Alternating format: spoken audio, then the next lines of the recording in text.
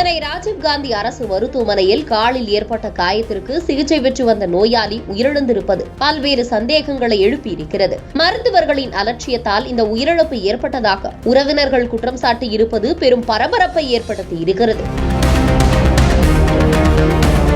பல லட்சக்கணக்கான மக்களுக்கு சிகிச்சை அளித்த அனுபவத்துடன் இன்றளவும் இம்மியளவு பரபரப்பு குறையாமல் இயங்கிக் கொண்டிருக்கும் சென்னை ராஜீவ்காந்தி மருத்துவமனை இங்கு மருத்துவர்கள் அலட்சியமாக செயல்படுவதாகவும் மருத்துவமனை நிர்வாகம் அதை கண்டுகொள்வதில்லை எனவும் குற்றச்சாட்டுகள் வருவது தொடர்கதையாகி வருகிறது.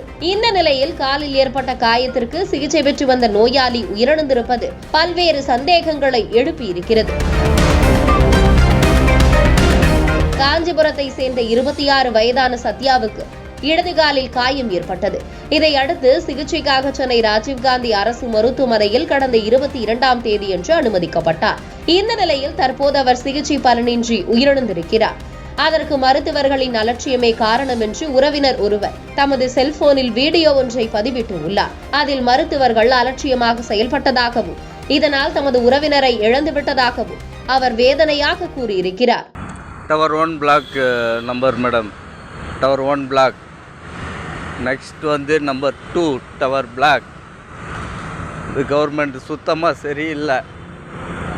தயவு செஞ்சு கொஞ்சம் என்ன மூமெண்ட்டு என்ன ஏதுன்னு பாருங்கள். இங்கே சிஎம் இருக்காங்களா இல்லையானது கரமாந்திரம் பிடிச்சி தெரியல. பொதுமக்களோட வாழ்க்கை நிறைய அதில் நான் அனுபவிச்சுன்னா அவங்களுக்கு நேரடியாக நான் இந்த நேரலையை நான் எடுத்து வந்து அனுப்புகிறேன். அது என்னன்னு பாருங்கள் மேடம்.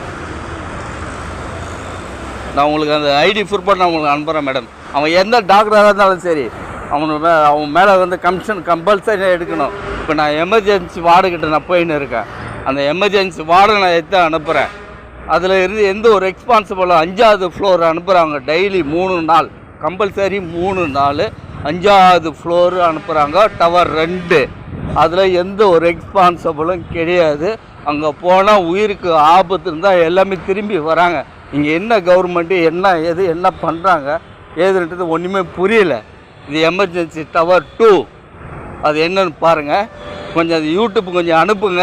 இந்த மக்கள் எல்லாமே தெரிஞ்சுக்கணும். இந்த கவர்மெண்ட்டே வந்து யூஸ் பண்ணக்கூடாது. அவங்க நல்லா இருக்குன்னா ப்ரைவேட்டு கூட போய் யூஸ் பண்ணிக்கலாம். ஸ்டார்ட் பெயின் கிளினிக் 24 hours சேவை மையம், நெஞ்சு வலி பரிசோதனை மையம் அப்படின்னு ரீசன்னு போட்டிருக்காங்க.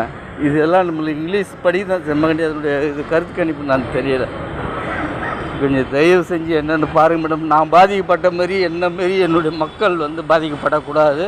அது என்னன்னு கொஞ்சம் பாருங்கள். தயவு செஞ்சு பாருங்கள். தயவு செஞ்சு கொஞ்சம் பாருங்கள். கொஞ்சம் அனுப்புங்க. உங்களால் முடிஞ்ச ஏதாவது கொஞ்சம் உதவி பண்ணுங்கள். இந்த குற்றச்சாட்டுக்கு மருத்துவமனை நிர்வாகம் தரப்பிலிருந்து எந்த விளக்கமும் தராத நிலையில் இந்த வீடியோ இணையத்தில் வெளியாகி பல்வேறு சந்தேகங்களை எழுப்பியிருக்கிறது. சென்னை ராஜீவ்காந்தி அரசு மருத்துவமனையில் இதற்கு முன்னதாக இதுபோன்ற பல்வேறு குற்றச்சாட்டுகளும் வந்திருக்கின்றன. கடந்த 2022ஆம் ஆண்டு கால்பந்தாட்ட வீராங்கனை தவறான சிகிச்சையால் உயிரிழந்ததாக கூறப்படும் சம்பவம், அதேபோல கடந்த ஆண்டு குறை மாதத்தில் பிறந்த குழந்தை தவறான சிகிச்சையால் கை அகற்றப்பட்டு உயிரிழந்ததாக கூறப்படும் சம்பவம் என பல உயிரிழப்புகள் உண்மையில் ராஜீவ்காந்தி அரசு மருத்துவமனையின் தரத்தை கேள்விக்குறியாக்கி இருப்பதாக சமூக ஆர்வலர்கள் கருத்து தெரிவித்துள்ளனர்.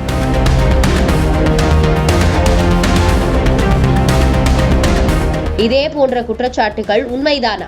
மருத்துவமனை நிர்வாகம் முறையாக சுகாதாரத்துறையால் கண்காணிக்கப்படுகிறதா என்ற கேள்விகள் எழுந்திருக்கும் நிலையில் அரசுதான் இந்த குற்றச்சாட்டுகளுக்கு விளக்கம் அளித்து உண்மையை மக்களுக்கு தெளிவுபடுத்த வேண்டும் என்பதே சமூக ஆர்வலர்களின் கருத்தாக உள்ளது.